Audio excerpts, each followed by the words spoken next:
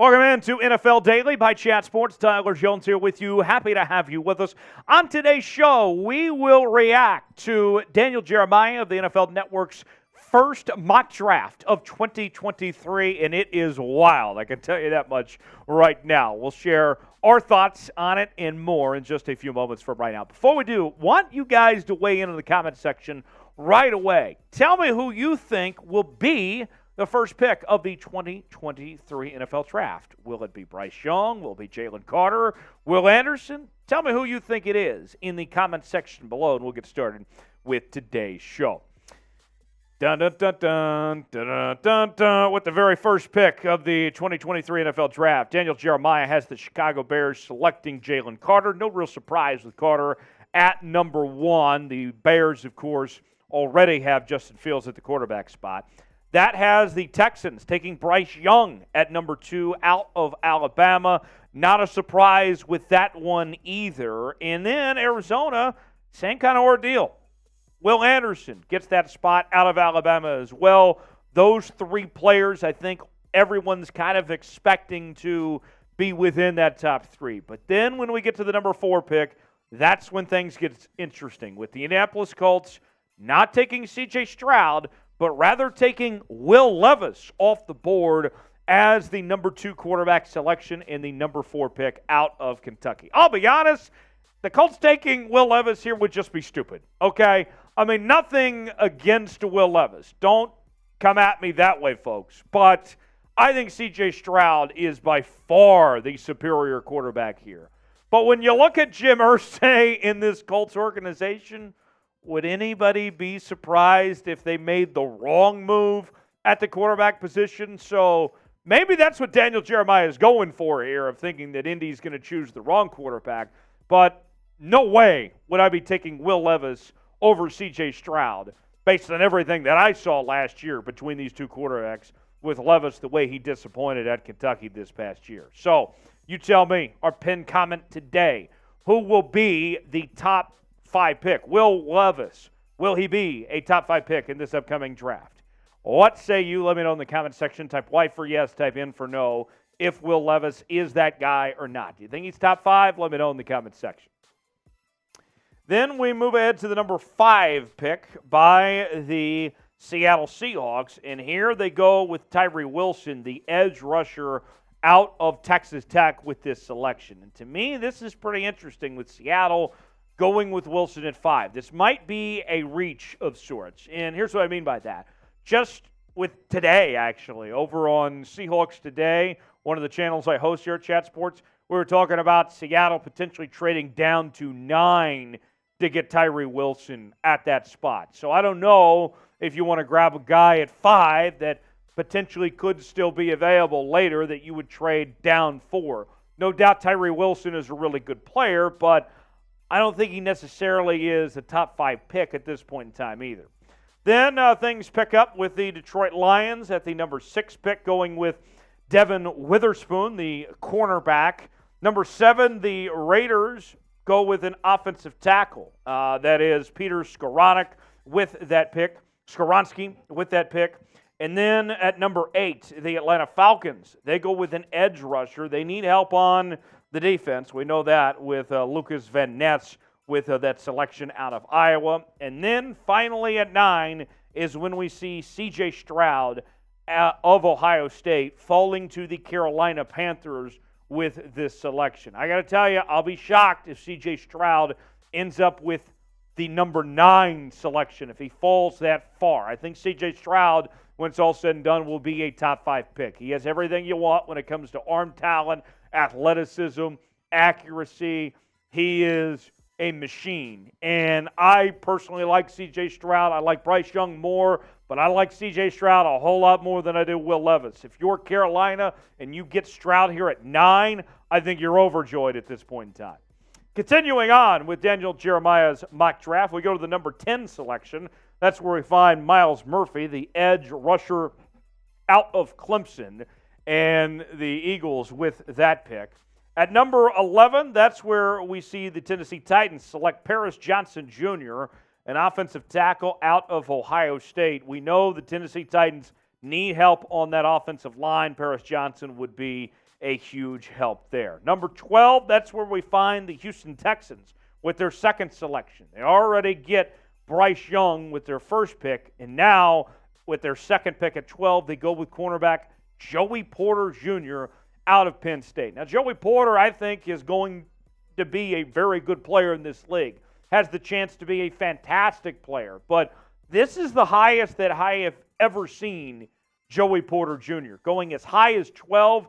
That seems to be a reach of some sorts for the Houston Texans to grab up Joey Porter Jr. here. And I know that his father was a great player for the Pittsburgh Steelers and all, but to pick a guy that did not have a single interception this year at number 12 as a cornerback, that to me, that's where the dots don't necessarily align here. To me, that's kind of falling in love with the name of some sorts, going with that number 12 selection. We move on now to the number 13 pick. That's where the Jets get offensive tackle Broderick Jones out of Georgia with that selection. 14, the Patriots, they go with a defensive back in Brian Branch, who has experience at corner and at the safety spot. And then at 15 is where we find Nolan Smith, the edge rusher out of Georgia. It feels like every other pick I'm talking about guys from Georgia or the Ohio State so far in this mock draft, and I think that's what's going to be par for the course when we look back on this draft is so many Georgia and Ohio State players selected. Nolan Smith would be a very good find for the Green Bay Packers at that number 15 selection. So we got more players to get to. We're just a little less than halfway through Daniel Jeremiah's mock draft at this point. Who is the best player in the 2023 NFL Draft? We already asked you who's going to be the number one pick. Now I need to know who is the best player in this year's draft. Tell me in the comments section who that best player is, who you think that guy is for 2023. Today's show is presented by BetUS, the exclusive sportsbook partner of Chat Sports. Go to chatsports.com/bet. Enter the promo code NFL Daily. You will get a 125% deposit bonus. But $100 down, you get $125 to spend for free. Now, here are the current odds for the number one overall pick, and they tend to disagree with Daniel Jeremiah, actually, with Bryce Young as the odds-on favorite at minus 130, C.J. Stroud plus 200, Will Levis and Jalen Carter at plus 550, and Will Anderson at plus 700. Get your bets in now, whether it's on the draft or NFL games, college basketball, the NBA, and more. Chatsports.com/bet, promo code NFL Daily. Number 16, the Commanders. They go corner with Christian Gonzalez out of Oregon with this pick. The Steelers, they don't get Joey Porter Jr. He's already gone. You don't get to bring in Joey's son. Instead, you go with the offensive line. And if you saw the Steelers last year, you know they need a lot of offensive line help. That's where they go with Osiris Torrance, the offensive lineman from the University of Florida. At 18, the Detroit Lions with another selection. They go linebacker this time on defense, and we saw their offense were able to put up a lot of points this past year. The defense couldn't stop a nosebleed. This time they go with Trenton Simpson from Clemson with that number 18 selection there. 19, it's not Tom Brady's replacement. That might be a bit of a surprise to some people as they go with Emmanuel Forbes, the cornerback out of Mississippi State. And then this is where things, to me, get a little spicy of some sorts. The Seattle Seahawks at 20 go with another edge rusher, this time Will McDonald IV, if I can read Roman numerals correctly. I believe that's the fourth, out of Iowa State. Now, to me, this blows my mind from Daniel Jeremiah here. I know that Pete Carroll loves drafting defensive guys. We saw him do a great job of it last year. But not one, but two edge rushers in the first 20 picks. That, to me, seems like that might be a bit of a reach. I know Seattle needs help on defense. It's pretty obvious based on what that team did. But two edge rushers? It's interesting. It's certainly interesting. But we'll see if Seattle goes that direction. To me, that was certainly one that jumped off the page. Continuing with Daniel Jeremiah's mock draft here, we go to the number 21 selection. We know the Chargers have had good history when it comes to tight ends over the years, from Antonio Gates to Hunter Henry. This time they go to Utah tight end Dalton Kincaid with the 21st selection. 22, the Baltimore Ravens go with Florida quarterback Anthony Richardson. Now, this tells me a couple of things here. Not only do the Ravens reset the clock here and bring in a young quarterback, that tells me that Lamar Jackson is gone. You're not making this pick if Lamar Jackson signs a contract extension, because the Ravens need help on that offense. They need weapons to help out Lamar Jackson. To me, this is saying that Daniel Jeremiah believes that Lamar Jackson is gone, that he's out of there, that they're going to move on from Lamar and make a trade and have his replacement in place. Anthony Richardson, you would think, would kind of fit what Baltimore has done schematically with Lamar Jackson. But the truth of the matter is, I'm not high on Anthony Richardson personally because he hasn't been accurate throwing the football. Less than 54% completion percentage in his time at Florida. He didn't impress me. This seems like a pick Baltimore could make because of how similar he might be to Lamar Jackson, but I don't see Baltimore moving on from Lamar personally. I think they're going to get a deal done. Moving on now, let's head to Minnesota, where the Vikings are going to go corner. A lot of corners so far that we've talked about here, as Tyreek Stevenson from Miami is picked with the 23rd selection. 24, the Jags, well, they're going to go tight end. They already have Evan Ingram. Now they're going to pair him up with Michael Mayer from Notre Dame. Mayer, a really good football player. I think Trevor Lawrence would be pleased with the type of 12 personnel packages they could do potentially with Ingram and Mayer there, with Jacksonville taking him at 24. 25, the Giants, they go receiver as they add Jordan Addison, the star wide receiver from USC, the former Biletnikoff Award winner when he was at Pitt, had a solid year this past year at SC. Now he comes to this Giants team, and whether it's Daniel Jones or not, we know that offense needs some explosion of some sorts. If you watch that game against the Eagles the other night, the Giants' offense was really lethargic at times. So let's ask you about Anthony Richardson. Is he an NFL quarterback? I don't think so personally. Maybe he can prove me wrong. What say you? Let me know in the comments section. Are you buying or are you selling Anthony Richardson? Be honest with me. Type B for buy. Type S for sell. We are your NFL draft headquarters here at Chat Sports with everything you need to know counting down towards the NFL draft. We're breaking this down like no one else is. Subscribe to the channel for the latest NFL draft updates throughout the offseason. We got you covered with daily news and rumors.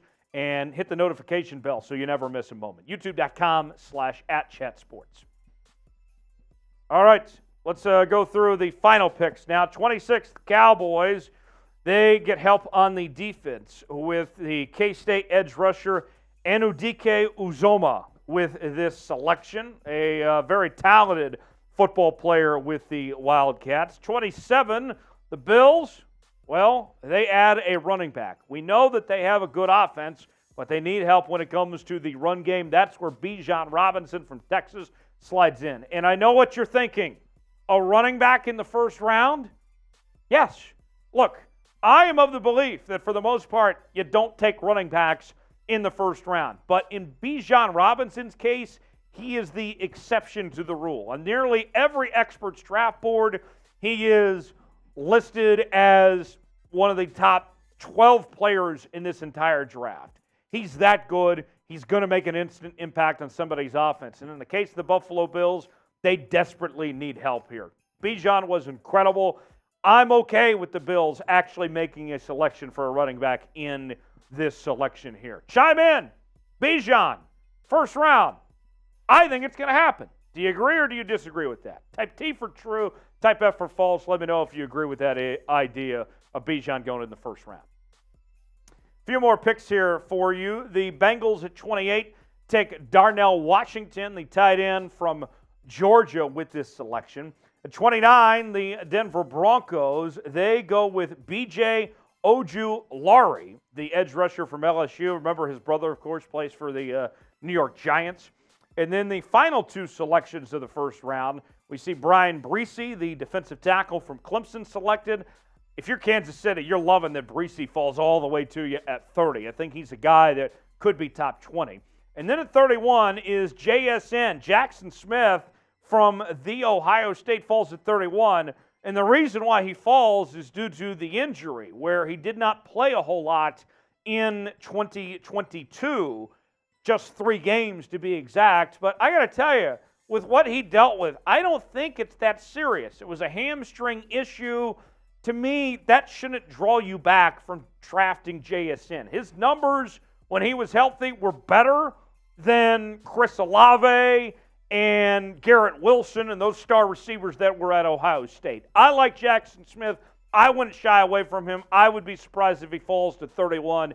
I think he's the best receiver in this draft. I think he still goes top 15. So that is our reaction to the draft of Daniel Jeremiah. It was all over the place. The guy knows football, no question about that. But I think there might have been a few reaches here and there.